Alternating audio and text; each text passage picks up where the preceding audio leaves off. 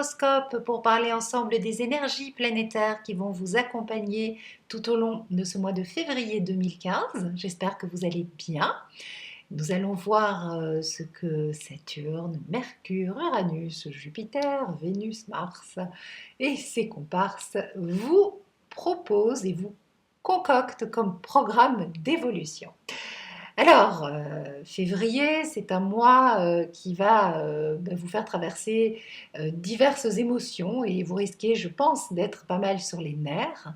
D'un côté, on a l'énergie de Mercure, votre planète, qui est dissonante parce que rétrograde, mais quand même favorable, puisque au trigone de votre signe, elle rétrograde dans le signe du Verseau, qui est un signe d'air, et donc forcément, si vous en tirez le meilleur parti de cette rétrogradation, et c'est possible, n'hésitez pas à retourner voir la vidéo que j'ai faite sur l'énergie de Mercure rétrograde, à ce moment-là, ça devrait être très intéressant à vivre parce que Mercure, c'est le mental et donc il s'agit bien, de vous poser véritablement la question du qui suis-je? Qui suis-je vraiment?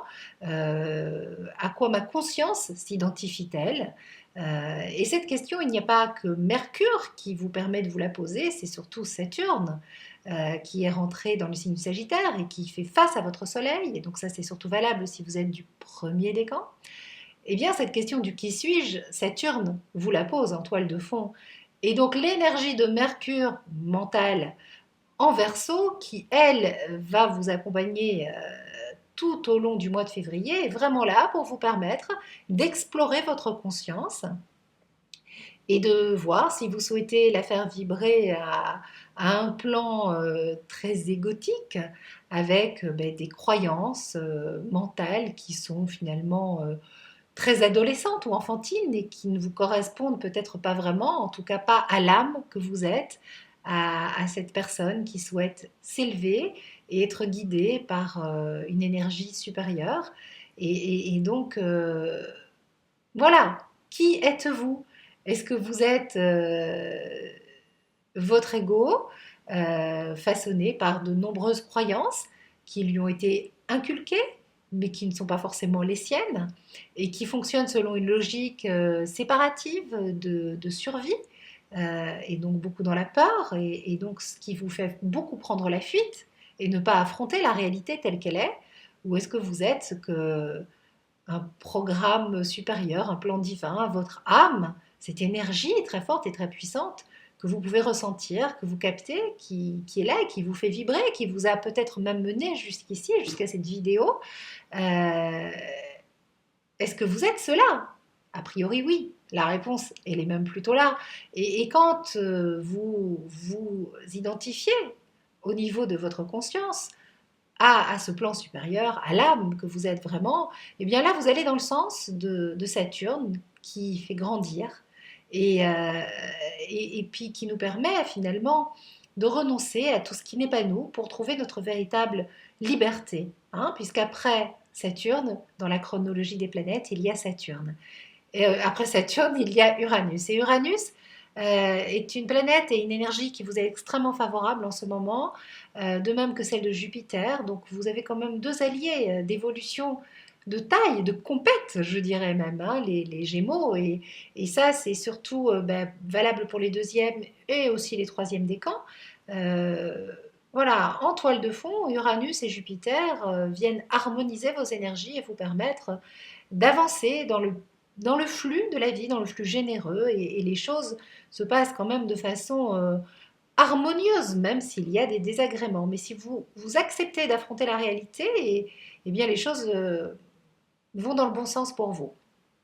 Alors, les dissonances astrales, qui sont donc bien sûr des aspects évolutifs et dynamiques, hein, proviennent du signe du Poisson où Vénus et Mars vont entrer, rejoindre Neptune. Donc, vous pouvez être assiégé par vos émotions, par un émotionnel qui déborde, non contenu, par des choses que vous n'avez pas encore réglées, parce que c'est vrai que votre signe a cette nature à vouloir fuir quand il y a une situation de problème. Vous êtes un peu dans l'effiction, vous avez une nature double, un petit peu schizo, quoi. Hein. Un problème, hop, je suis plus là, je ne veux pas prendre les responsabilités.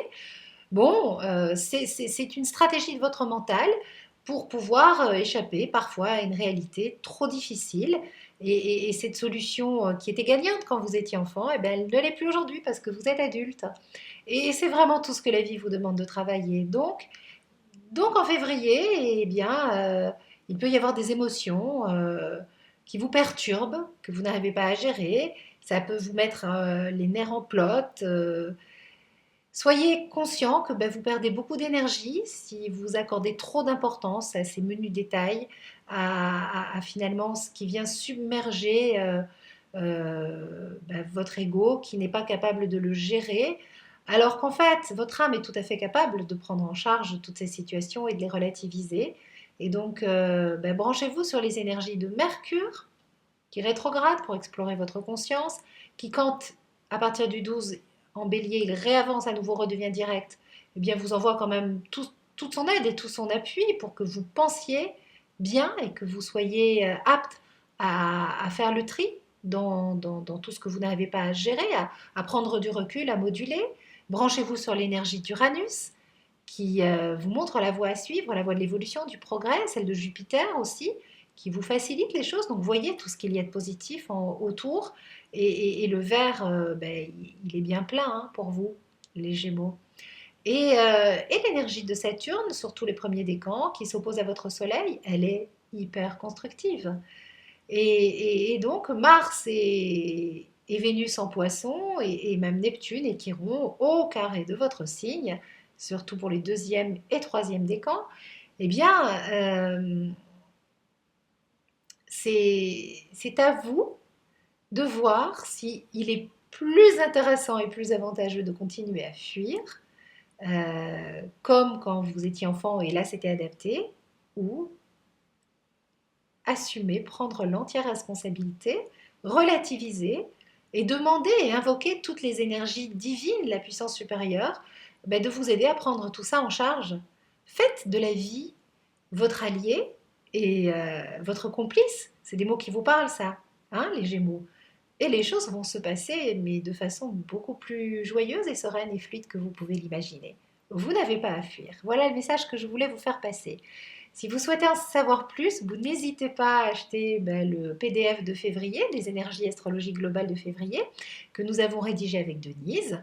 Il y a toute une partie consacrée à l'énergie de votre signe, des 12 autres signes. Vous pouvez regarder aussi pour vos copains, copines, chéris, enfants, là aussi où se trouve votre ascendant ou vos planètes personnelles.